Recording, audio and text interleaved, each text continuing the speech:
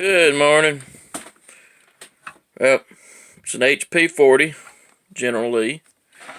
Well, General HP40. If you've ever had one, you know the way the power plugs in was kind of retarded.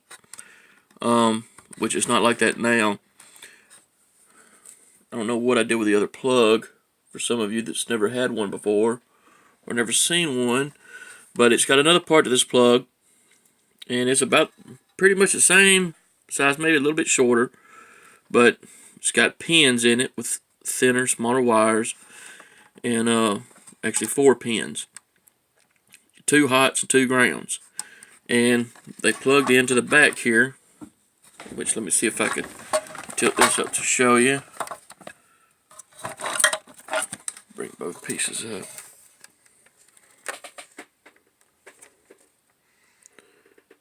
Yeah, so it had 6 holes originally, but only 4 were used.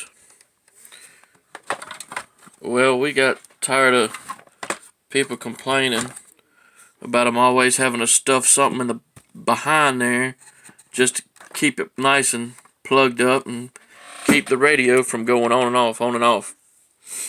So we pulled the radio pins inside the radio. We pulled the pins out and then just disregarded the other part of the plug.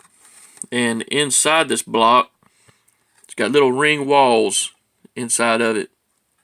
And of course, this right here, this is a 10 gauge disconnect, which probably a little bit overkill, but the jacket fit nicely inside the hole. But it would only go so far. So you've got to find a drill bit.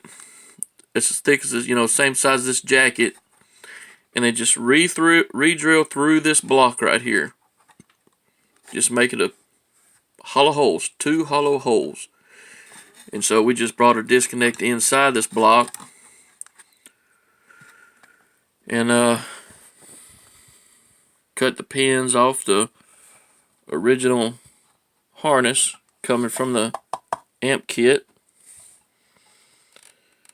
Soldered them down, heat shrunk them, and the size of the heat shrink jacket, won't allow to pull back through. So this is nice and tight. No zip ties required. I mean, I can push in a little bit, but it ain't coming out. So no zip ties required. Don't have to worry about that bulky plug that wiggles around a whole lot. So that's what we did to fix this issue, and this is probably what we're going to do from now on.